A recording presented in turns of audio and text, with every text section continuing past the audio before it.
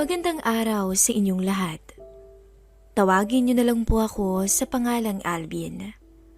30 anyos na ngayon at isang IT supervisor sa gawing Pasay. Halos isang taon na rin magmula nung maghiwalay kaming dalawa ng aking ex-girlfriend nang mangyari ang karanasang ibabahagi ko sa inyo sa araw na ito. Simula noon, hindi na muna ako nanligaw ng ibang babae. Maliban kasi sa naging abala ko sa bago kong trabaho bilang isang computer programmer, ay nagkaroon din ako ng lihim na pagtingin sa aming supervisor. Sabihin man kasing 42 anyos na si Ma'am Melanie, ngunit hindi naman mahalata ang tunay na edad nito sa unang tingin. Maliban doon, sadyang mapapalingon ang kahit sinong mga lalaki sa sobrang ganda niya. Matalino at maunawain din siya sa lahat ng bagay. Minsan napapatulala nga kami sa tuwing pinapakita nito kung gaano kalawak ang kaalaman niya sa trabahong ginagawa namin. Sino ba namang lalaki ang hindi magkakagusto sa tulad nito, hindi ba? Minsan, umaabot ang kabaliwan ko sa puntong magkatabi na kami ni Madam sa kama hanggang sa mga panaginip ko. Madalas ko rin siyang palihim na pagmasdan sa tuwing nagugulat ako sa mga damit na sinusuot niya nitong nakaraang buwan. May asawa at anak na si Ma'am Melanie, kung kaya naman medyo conservative talaga siya noon. Pero nabigla na lamang ako nang medyo nahilig ito kamakailan sa pagsusuot ng mga medyo maiksing palda, kung kaya't kadalasan ding lumilitaw ang mapuputi niyang legs. Nahihilig din siya na magdamit ng may mabababang neckline, kung kaya naman kapag napapayuko siya sa harapan ko ay halos mataranta din ako. Alam ko, mananatiling pangarap na lamang ang lahat. Pero nung minsang magkaroon kami ng celebration party dahil sa isang multi-million program na nagawa ng kumpanya, ay hindi ko inaasahang magiging daan pala yun para magkatotoo ang mga inaasam ko. Nang bumaba ako ng sasakyan, bumungad sa akin ang magandang babaeng nakatayo sa harapan ng opisina habang hawak ang mamahalin nitong puting bag. Nakatingin siya sa malayo, pero nang napansin niyang papalapit ako, unti-unti naman siyang bumaling sa akin. "Sorry Alvin, naabala pa tuloy kita," sabi ni Ma'am habang nakatingin sa pinanggalingan ko.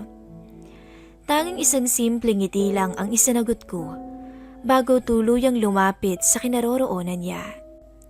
"Hindi naman ma'am, mabilis ko lang naman hong nakuha yung kotse niyo sa kasa.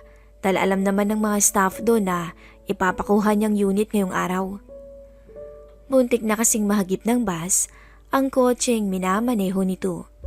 Mabuti na lang dahil ilaw lamang sa bandang likuran ang tinamaan at hindi umabot sa mas malaking aksidente ang nangyari. Alam kong nakakahiya Alvin, pero pwede bang sulitin ko ang pabor na hiniling ko sa'yo ngayong araw? Anya. Hindi ko naman naiwasang huwag kabahan dahil ito ang unang beses na humingi siya ng pabor sa akin. "Pwede bang sabay na tayong pumunta ng party? Ayoko munang gamitin ang kotse ko at baka may natira pa kasing bad luck dyan."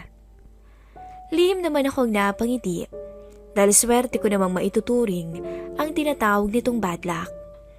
Matapos kong pumayag sa harapan niya, ay sinabi kong ihahatid ko muna pabalik sa parking lot ang sasakyan niya para magamit namin ang sa akin. Nagpasalamat pa ito ng ilang beses. Habang sakay kaming dalawa ng sasakyan ko, lihim akong natutuwa sa tuwing nasisimoy ko ang mabangong perfume niya. Hindi pa man ako nakakainom, pero para na akong nalalasing sa magandang katabi ko. At mas lumala pa yun nang mag-umpisa na ang celebration party. Akala ko magagawa kong makapag-relax, pero hindi pala dahil magkatabi pa rin kaming dalawa ni Madam ng kinauupuan at panay ang lapit ito sa akin habang bumabaha naman ang alak sa harapan naming magkakatrabaho. Tuloy lang sa pag-inom si Madam Melanie na para bang wala itong pakialam kung uuwi siyang lasing sa kanila. Wala siyang naging limitasyon hanggang lumalim na ang gabi. Mahalata na rin sa mga kilos at pananalita nito ang tama ng alak sa kanya. Siguro kaya nakisuyo siya sa akin kung pwedeng sabay kaming pumunta at umuwi dahil naiisip nitong ganito ang posibleng mangyari. At dahil tinanggap ko ang alok nito, ay nilimitahan ko ang pag-inom ko para ligtas na rin ang magiging biyahe naming dalawa mamaya. Ma'am, okay lang ho ba kayo? Kinakabahang tanong ko nang mapahilig ito sa aking balikat. Kulang na lang kumapit siya sa braso ko, huwag lamang itong mahulog sa kinauupuan niya. Umiling naman siya sabay abot ng boteng hinahawakan ko. Akin na lang to ah. Akmang pipigilan ko pa lamang siya, pero nagawa na nitong ubusin ang iniinom kong alak. Lihim tuloy akong natuwa, dahil para kaming magkasintahan na kulang na lang ay magyakapan sa lapit ng isa't isa. Salamat Alvin ha. Anya habang namumungay na ang mga mata at nakakapit sa aking braso. Saglit mang natulala, pero nagawa ko pa rin siyang sagutin sa takot na baka mas lalo niya lamang akong kulitin. Sa tuwing tumatawid ito sa kabilang table para kausapin ang mga kaibigan niyang higher-ups, ay nakabantay naman ako sa likod nito. Baka kasi bigla na lamang siyang mawala ng balanse, lalo na't medyo naapektuhan na rin ang paglalakad nito. Hinayaan ko namang mag-enjoy siya hanggang sa matapos ang party. Kahit papaano ay nabusog naman ako ng mga pagkain at pulutan dahil doon ko na lamang ibinaling ang atensyon ko. Sabihin mang may konting tama rin ako ng alak, pero hindi naman yon katulad nilang wala na sa sarili at nakatulog na sa mesa dahil sa dami ng mga nainom. Malapit na ho tayo ma'am. Sabi ko habang inaalalayan na ito ngayon papunta sa parking lot. Hindi naman siya sumagot sa akin. Bagkus, hinayaan niya lang akong tulungan siyang makaupo. Panay pa nga ang yapos niya sa braso ko habang umingiti sa tuwing humaharap ako sa kanya. Kakaiba palang malasing si Madam dahil lumalabas ang kakulitan niya, pero in good way naman dahil mas lalo siyang nagiging sweet at malambing. Nagmukha na nga akong bodyguard niya sa party kanina eh. Habang nasa biyahe kaming dalawa, ay panay ang sulyap ko sa kanya. Parang di kasi ito mapakali habang nakaupo. Ilang beses pa nitong sinabing naiinitan daw siya.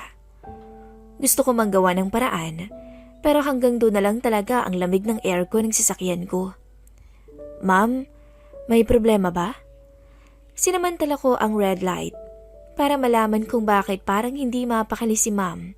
Pero hindi siya sumagot sa akin. Gusto niyo bang dumaan muna tayo ng coffee shop? Para kahit papano mawala yung tama ng alak? Suwestyon ko sa kanya, pero bumuntong hininga na lamang to habang hinihilot ang kanyang sentido. Ikaw ang gusto ko, hindi kape. Pwede ba yon? Nakangiti nitong sambit. Sa tono pa lang ng boses nito, alam kong may kahulugan na ang sinabi niyang biro sa akin. Sige ho, ako na. Ako nang bahala sa kape nating dalawa. Sabi ko pa tsaka nagkunwaring natatawa, kahit wala namang nakakatawa sa takbo ng usapan. Akala ko hihinto na siya. Pero mas lalo niya akong kinulit, kaya halos mawala na ako sa focus sa pagmamaneho. Ayaw mo ba talaga, Alvin? Nagulat ako nang bigla siyang humarap sa akin at yumuko na tila ba may nais hilingin sa akin. Ngunit kailangan kong mag-isip ng tama. Dahil alam kong dala lang yun ang kalasingan niya. Pero mabilis ding natinag ang kahinaan ko nang muli niya akong tanungin. Ayaw mo ba talaga, Alvin? Once in a lifetime offer lang to. Hindi na mauulit. Mas lumakas ang kabog ng puso ko na halatang kinatuwa ko bago siya muling nagbitiw ng mga salitang hindi ko na kaya pang tanggihan. Alam ko namang matagal ka nang may gusto sa akin, Alvin. Hindi pa ako naniwala nung umpisa dahil nga malayong agwat ng edad nating dalawa. Pero hindi naman ako manhid. Hindi ba natutuwa ka rin sa mga sinusuot kong damit lately?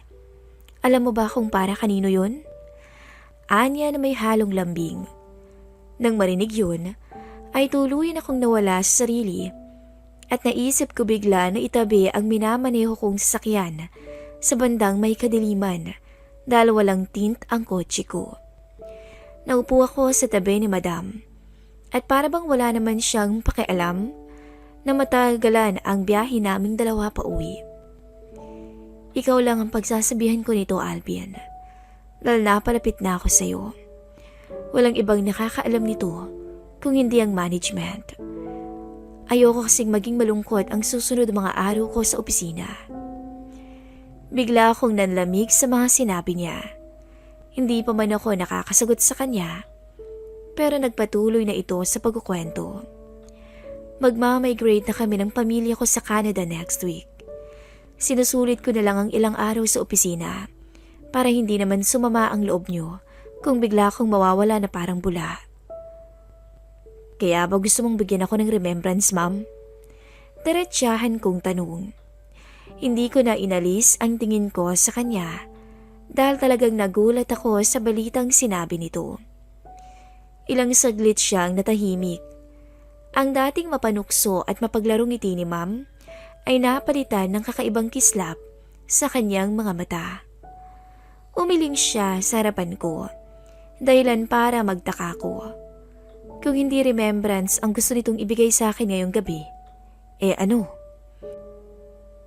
Hindi ba pwedeng ako ang humihingi ng remembrance galing sa'yo, Alvin? Anya tsaka unti-unting lumapit. Biglang lumakas ang paghinga ko.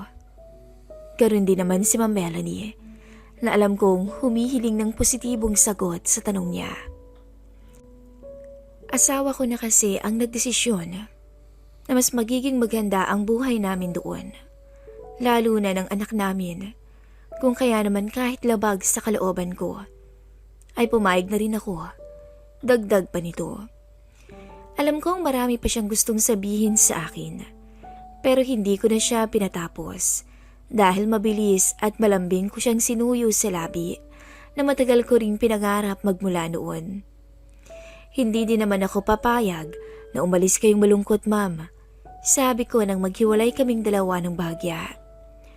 Tumango naman siya tsaka puno ng lambing na ipinulupot ang mga kamay sa aking batok. Ngayong gabi, huwag mong isipin na malayong agwat ng edad nating dalawa. Ituring mo akong asawa mo, okay? Yun ang sinabi niya na pinanghawakan ko para tuluyang isantabi ang estado at hiyang pumipigil sa akin. Ang mga halik at haplos ko sa kanya na unti-unting bumababa ay tila naging dahilan para lalong sumiklab ang apoy sa pagitan naming dalawa. Nang mga oras na yun, ay hindi ko na pinalampas ang pagkakataon. Halos mapakapit na lang siya sa seat cover sa gigil ko sa kanya. Walang ibang bukambibig si Madam kung hindi ang pangalan ko habang nakatingala sa bubong ng kotse ko hanggang sa tuluyang umuga ang kotse sa hindi maawat na sandali namin ng boss ko. Tuluyang pumagitan ako sa babaeng matagal ko nang pinangarap at sinulit ko ang pagkakataong yun. Sabihin man kasing nagawa kong makasama ng isang gabi ang babaeng matagal ko nang inaasam, ay alam kong ito naman ang una at huling beses na may mamamagitan sa aming dalawa. At sa huli, ay sa kandungan ko siya tuluyang nawala ng ulirat nang matugunan namin ang pangangailangan ng isa't isa. Dahil nga pinangunahan ako ng lungkot nang umalis si Ma'am Melanie, ay wala kong ibang ginawa ng mga oras na yun kung hindi magtrabaho ng magtrabaho. Hanggang sa hindi ko namalayang ako na ang pumalit sa nabakante nitong posisyon sa office. Nitong nakaraang linggo ay nagkaroon ng lakas ng loob na tingnan ko ang social media account niya. Matapos mabanggit ng kasamaan kong babae na mukhang pinaglihian daw ako ni ma'am bago siya umalis ng ibang bansa. At sa mga litratong nakita ko online, nakumpirma kong totoong may pagkakahawig nga sa akin ang tinatawag nilang miracle baby. Nanganak pala siya 5 buwan na ang nakararaan, kahit sabing hindi na pwede dahil sa edad niya. Gustuin ko mang itanong kay Ma'am Melanie kung nagbunga ba ang isang gabing pagkakasala naming dalawa, mahigit 1 taon na ang lumipas. Ngunit mas pinili kong isantabi na lamang ang bumabagabag sa isipan ko. Nakita ko kasing masaya na ito sa piling ng kanyang pamilya. At maliban doon, ikakasal na rin ako sa susunod na buwan. Ayoko namang masira ang masaya at tahimik naming buhay dahil lamang hindi ko kayang ituring na lihim ang remembrance na hiniling nito sa akin. Minsan, may mga bagay kasing mas mabuting sarilinin na lamang natin para sa ikabubuti ng lahat. At handa naman akong pangatawanan ang desisyong napili ko dahil alam kong yun ang tama at doon magiging masaya ang taong minsang naging parte ng buhay ko. Hanggang dito na lamang po at maraming salamat.